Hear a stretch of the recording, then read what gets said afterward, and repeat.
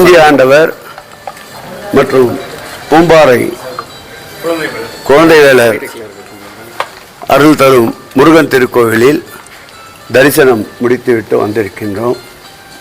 எல்லாம் வல்ல இறைவன் அருள் முழுக்க இந்த திராவிட மாடல் ஆட்சிக்கு இருக்கும் என்பதற்கு சான்றாக இந்த திருக்கோயிலுக்கு வந்த பக்தர்கள் எல்லாம் மகிழ்ச்சியோடு கை கொடுத்து அவருடைய மகிழ்ச்சியை உற்சாகத்தை வெளிப்படுத்தி கொண்டதில் மகிழ்ச்சி.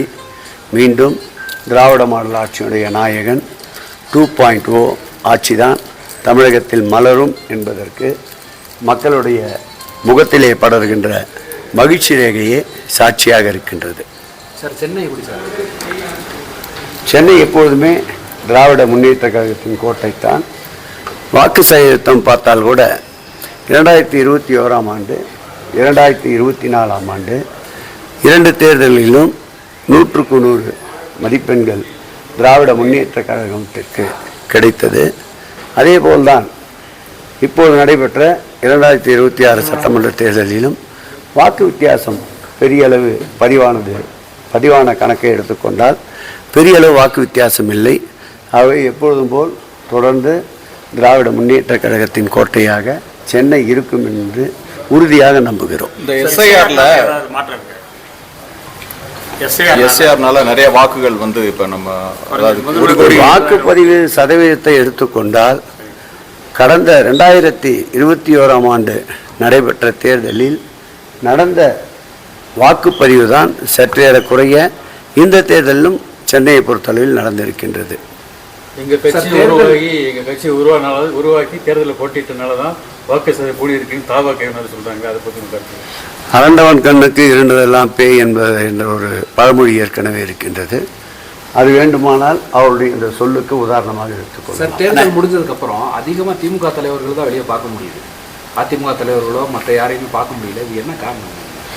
உற்சாகமாக திராவிட முன்னேற்ற கழகம் இருக்கிறது என்பதற்கு அது ஒரு அடையாளம்.